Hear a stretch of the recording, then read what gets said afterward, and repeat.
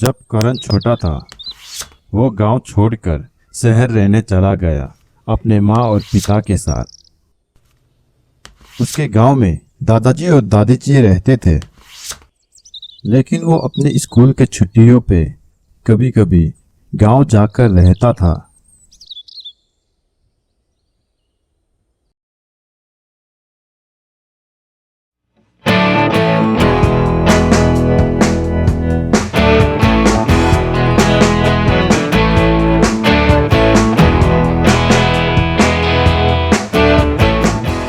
करण जवान हो गया है और करीब 5 साल से वो गांव नहीं गया।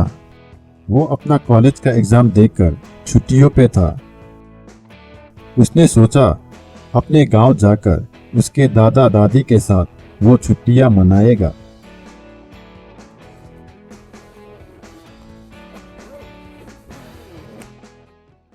शाम को करण बैग पैक कर रहा था। माँ आकर पूछने लगी अगर उसने सब कुछ पैक कर लिया या नहीं। फिर उसने कहा, हाँ मैंने पैक कर लिया माँ, आप भी पैक कर दो, जो दादा और दादी को भेजना है। उन्होंने कहा, ठीक है बेटा।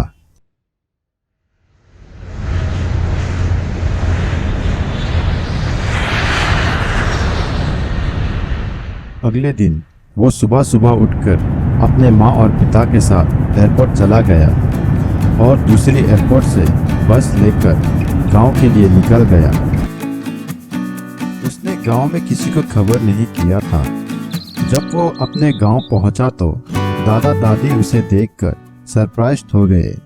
फिर उसने एक और सरप्राइज देते हुए कहा कि वो अपना पूरा छुट्टी उन्हीं के साथ रहेगा।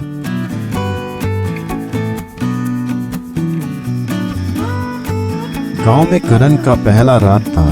वो खुली आसमान और तारों को देख गांव का ताजा हवा के मजे लेते हुए घूम रहा था। अचानक किसी लड़की ने पीछे से उसका नाम लिया, करण, करण। फिर वो पीछे मुड़कर उस लड़की को पूछता है, कौन हो? मैं तुम्हें नहीं जानता। फिर लड़की ने कहा उसका नाम रिया है और वो दोनों बचपन के दोस्त हैं। करण सोचने लगा ये लड़की कौन है। फिर उसने भी सोचा कि वो भी उसे जाना पहचाना सा नाटक करेगा। फिर वो दोनों बातें करने लगे और कुछ ही वक्त में अच्छे दोस्त बन गए। उस रात से वो दोनों हर रात मिलने लगे और साथ ही घूमने जाते थे। देखते ही देखते वो एक दूसरे को चाहने लगे, पर उनमें से कोई प्यार का इजहार नहीं कर पा रहा था।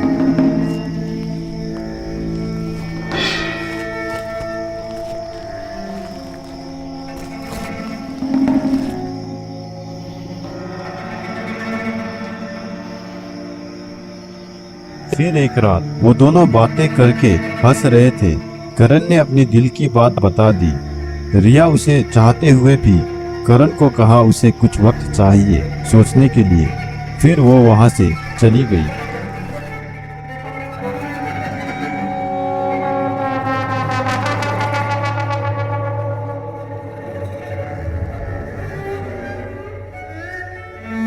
दो दिन हो गया था।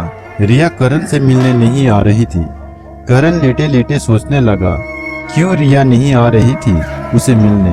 फिर करण ने फैसला किया कि वो रिया के घर जाकर उसे मिलेगा। लेकिन जब वो रिया के घर पहुंचा तो उसने देखा कि दरवाजे पर ताला लगा हुआ था, तो वो अपने घर लौट गए। अगले रात फिर से करण उदास होते हुए घर जा रहा था कि रिया उसे रास्ते पे मिल गई और करण ने पूछा, कहाँ थे तुम? मैं तुम्हें 2 दिन से ढूंढ रहा हूँ। तुम्हारे घर में भी ताला लगा हुआ था। फिर रिया बताती है कि उसे अपने परिवार के साथ अचानक मौसी के वहां जाना पड़ा, इसीलिए वो कुछ नहीं बता पाई। और बातें करते करते रिया ने भी अपनी प्यार का इजहार कर लिया।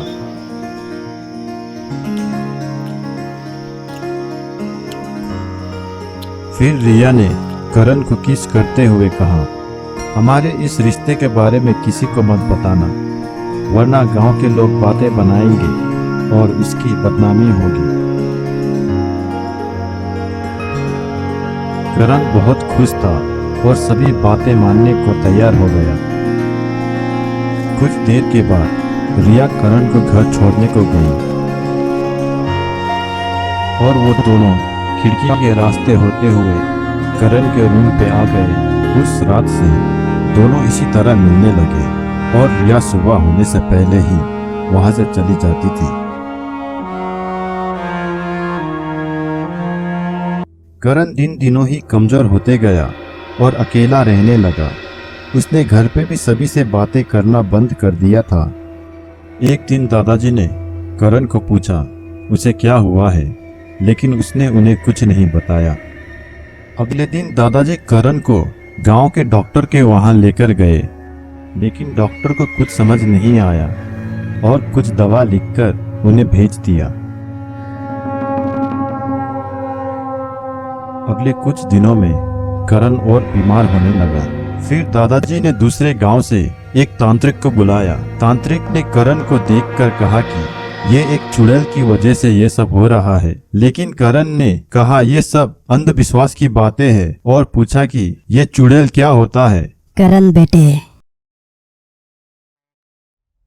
चुड़ैल एक भटकी हुई आत्मा है। कोई चुड़ैल की पैर उल्टी होती है,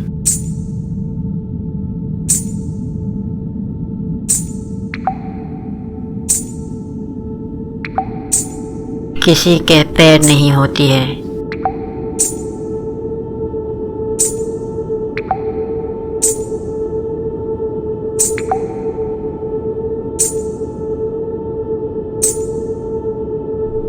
और किसी किसी के पीठ पीछे बहुत बड़ा छेद होता है, इसीलिए वो कभी किसी को अपनी पीठ पीछे हाथ लगाने नहीं देती है।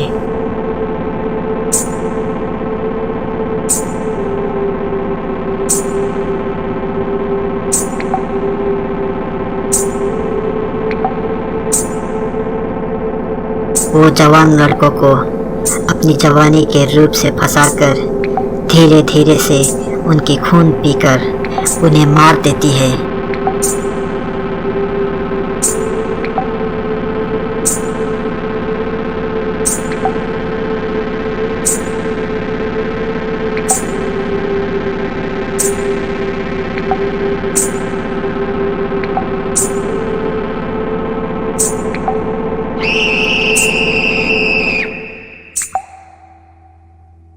तांत्रिक के बातें सुनकर करण ने कहा ये सब झूठ है, लेकिन दादाजी ने तांत्रिक को पूछा कि अब हमें क्या करना चाहिए। फिर तांत्रिक ने कहा कि उनके घर करण को लेकर आने के लिए वो वहां पूजा करेंगे, कहते हुए चले गए।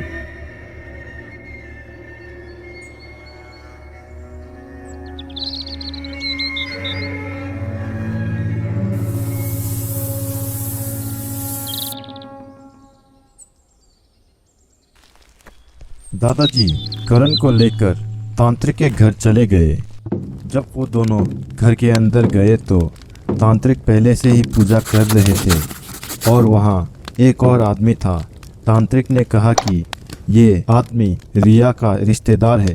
फिर रिया के रिश्तेदार ने कहा, रिया घर की इकलौती संतान थी और उसकी परिवार में सिर्फ उसकी पिता थे। ये उन दिनों की बात है जब रिया अपने एग्ज़ाम देकर रिजल्ट आने की इंतज़ार कर रही थी। उसने सोचा था कि वो भी शहर जाकर अपनी पढ़ाई पूरी करेगी और ज़िंदगी में कुछ बड़ा कर दिखाएगी।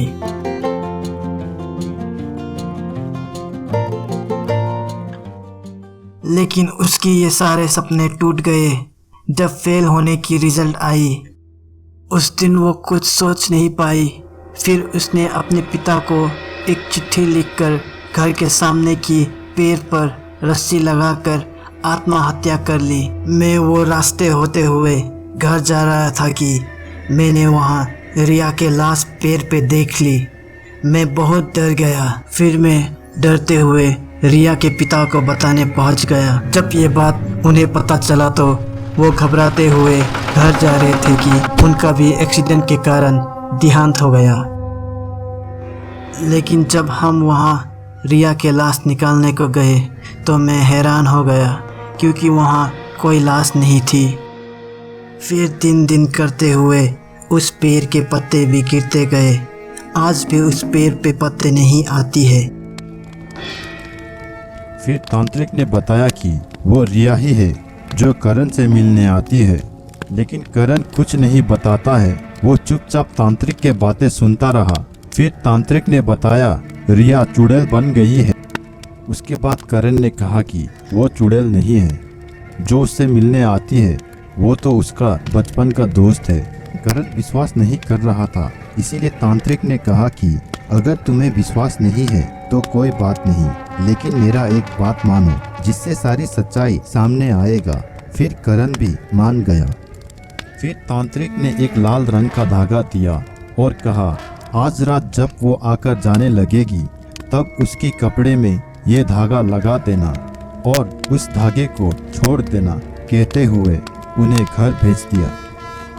हर रातों की तरह उस रात भी रिया वहां आई, लेकिन कुछ देर रुकने के बाद रिया ने कहा कि उसे आज घर जल्दी जाना है। फिर करण ने पूछा कुछ देर रुकने को, लेकिन रिया ने मना कर दिया, ये कहते हुए कि उसे सुबह जल्दी उठना है। करण ने रिया से छुपाते हुए वो धागा लगा दिया। करीब रात के 12 बजे रिया वहां से निकल गई और उसके साथ धागा भी जाने लगा।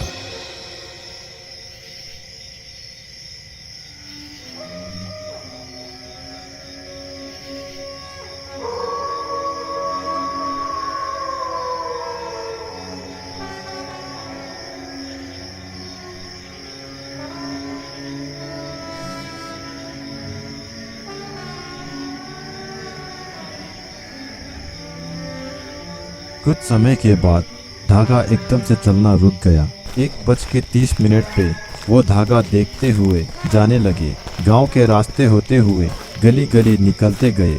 चलते चलते वो सब जंगल पहुंच गए। करण को कुछ समझ में नहीं आ रहा था कि वो धागा आखिर जंगल के रास्ते पे क्यों है। कुछ ही समय में वे धागे के अंत पहुंच गए।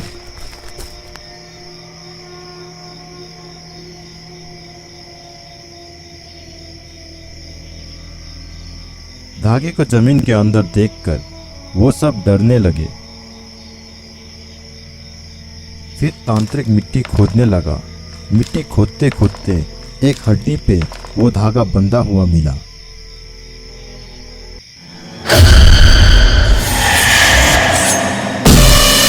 इतने में रिया की आत्मा इधर उधर गुजरने लगी। फिर तांत्रिक ने हड्डी को अपने हाथ में लेकर कुछ मंत्र फूंक कर उस हड्डी को जलाकर राख कर दिया और सब कुछ शांत हो गया। अब करण शहर में जाकर नॉर्मल जिंदगी जी रहा है, लेकिन कभी कभी वो अब भी रिया को याद करता है।